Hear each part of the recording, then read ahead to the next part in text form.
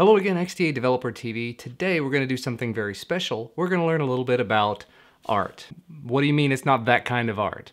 I spent like 3 weeks on this thing.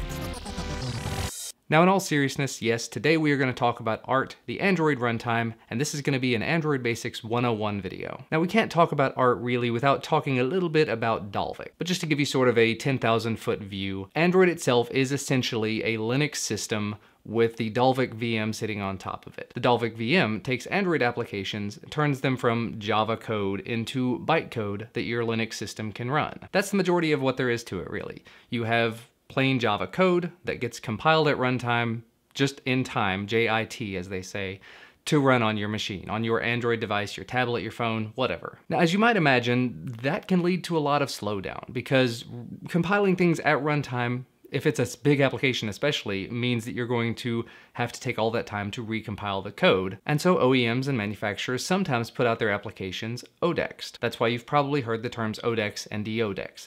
And what they do in that instance is they take a small portion of the application and they pre-compile it. They can go ahead and make a portion of their application optimized to run on their devices, and so they pre-compile that section of it, and then the rest of it gets compiled at runtime. So as you might imagine, that goes ahead and makes it just a little bit faster, perhaps a little bit more performant than it would be otherwise, but at the same time it does make it take a little bit more space on the device, and for a lot of people, they don't necessarily like the ODEXed applications. As a for instance of this, you might see something like Samsung with their TouchWiz. A lot of the stuff that's based around TouchWiz will be pre-compiled. That's why when you deODEX apps, you can retheme them, you can reskin them, but at the same time, you may lose some performance benefits that you might have had under those ODEXed versions. Anyway, moving on though, with newer versions of Android, specifically starting with KitKat, you have the concept of Art, the Android runtime, as an alternative to the Dalvik VM. Now what Art brings to the table is that all of the applications are compiled, fully compiled, when they're installed on the device. Now this gives you the benefit of potentially much higher performance because the applications are not having to be transformed from code into bytecode, machine level code at runtime. Instead, you've already got that code because when you installed it, it went ahead and did that for you. Potential downsides of this though are you're going to have to take a little while longer to install the apps because it's going to have to actually compile everything as it's installing it. And additionally, compiling all of that code means that it's going to have to live on your device all the time. So instead of having relatively small Java code, you're going to have potentially much larger bytecode, machine level code. Now in terms of what's better and what's not, that really sort of depends on your device and your preferences. Of course, Art is potentially going to be a lot better in the long run once applications do all support it because you're going to have much better performance. You're going to have code that is optimized at installation time instead of having to constantly compile and run, but it's going to be eating up more and more of your space. Now that is sort of to be expected though, because as applications get newer and bigger and faster and better and blah blah, applications are getting bigger. I mean, how many games have you installed on your device that are more than 1 GB in size? Whereas earlier on in days of Android, you might have seen a game that was 1 MB. Oh wait, there was a game on Android that was released in the last month called Flappy Bird that was 1 MB that got millions and millions of downloads. But like I said, there are games that are starting to take more advantage of the space, and of course devices are starting to come with more and more space.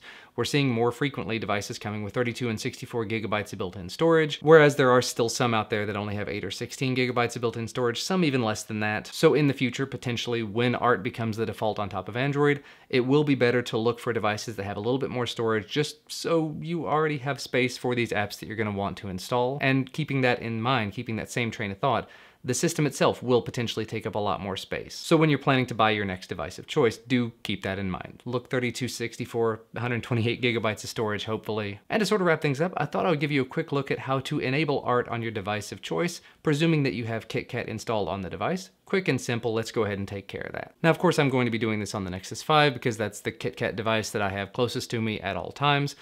Essentially what you end up doing is you go into the settings on the device, go down to your About Phone, if you don't have the developer options enabled already, go all the way down to the build number and tap on it a bunch of times. I think you need to do it 7 times, but as you see, I'm already a developer.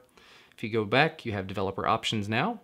Go into those developer options, and right here, the very 4th option might be in a different place on your device, might not. It says select runtime, and as you can see, mine says use Dalvik. When I click on it and say use Art instead, it's going to go ahead and reboot the device. It's going to optimize the applications that are running on the device. It's going to take a little while to actually go through that process. And then once it comes back up, in theory, you should be running under the Art Android runtime.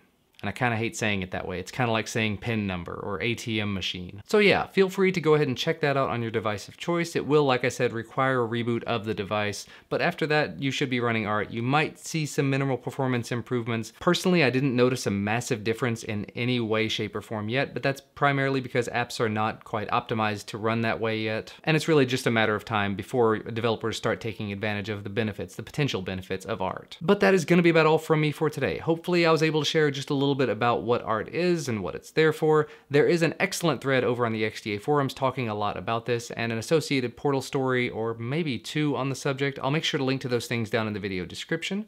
You can also find down there the links to my YouTube channels as well, so you can take a look at those if you're interested in seeing a little bit more of my ugly mug. But as always, remember to like this video if you like this video, subscribe to receive our content as soon as it becomes available. Thank you so much for watching though, and I will see you again on Friday.